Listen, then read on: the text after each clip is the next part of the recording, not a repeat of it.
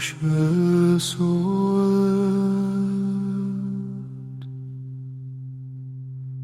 kërkon kënaqësinë e tij dhe zemërohet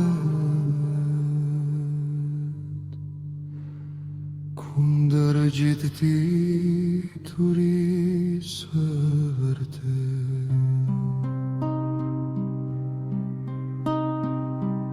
Budallaj nuk gjen kënaqësi të maturia, por vetëm në të vënit në dukje të zemrës së tij. Kur vjen i pabesi, vjen edhe për çmimi, dhe bashk me humbjen e nderit vjen turpi.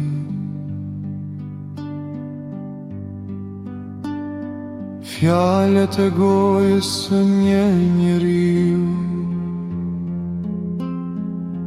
dhe anujëra të thellë, burimi i diturisë është si një rjedhë që shkon duke gurgulluar. Nuk është mirë të preferosh të pabesin, apo të shkaktosh humbjen e të drejtit në gjithë.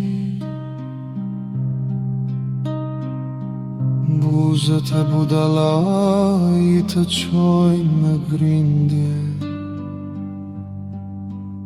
dhe goja e tij kërkon goditje. Goja e budallajit është rënimi i tij dhe buzët e tij janë një kult për shpirtin e tij. Fjalët e shpifësit janë si një gjell shumë e shijshme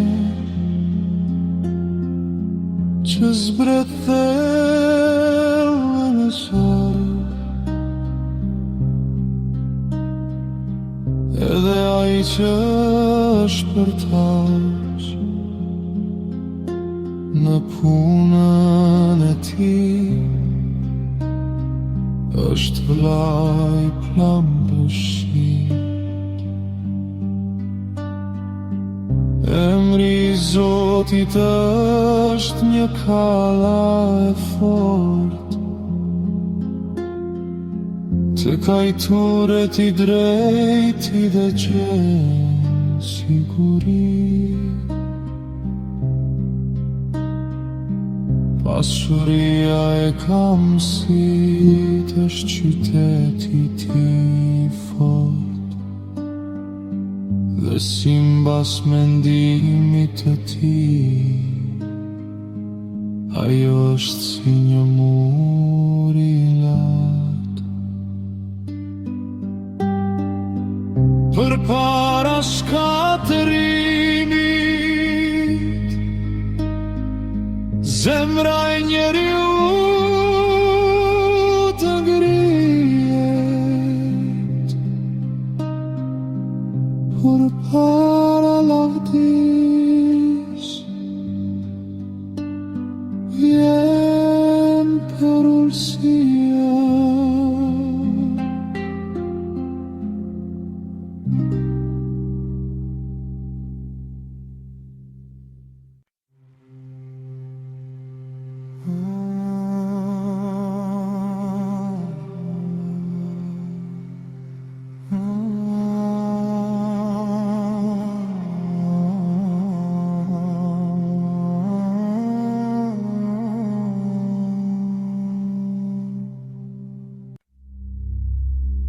Kush je përgjigje për një çështje para se ta ke dëgjuar? Tregon marrëzinë e ti për turp të vet.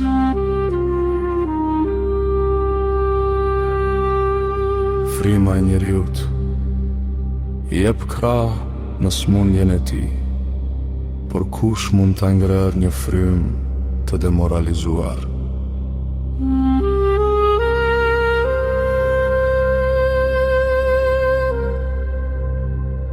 Zemra e njeriu të matur fiton dituri, edhe veshi të urdhve kërkon diturin. Dhurata e njeriu t'i hap rrugën dhe çon në prani të mëdhenjve. I pari që mbron çështjen e vet, duket sikur ka të drejt, por pastaj vjen tjetri dhe shqyrton. Fati u jep fund grindjeve, edhe i ndan të fuqishmit. Vëlla i fier është më i pashkëlqëm se një qytet i fortifikuar, dhe grindjet e tyre janë si levat e një kështjelle.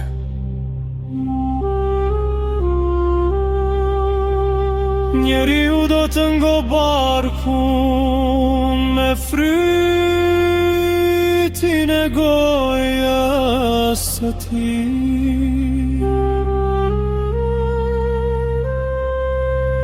Ai do të ngopet me prodhimin e buzëve të tij. Vdekja dhe jeta janë në mbushtetin e gjuhës. Ata që e duan atë do të hanë frytet e saj.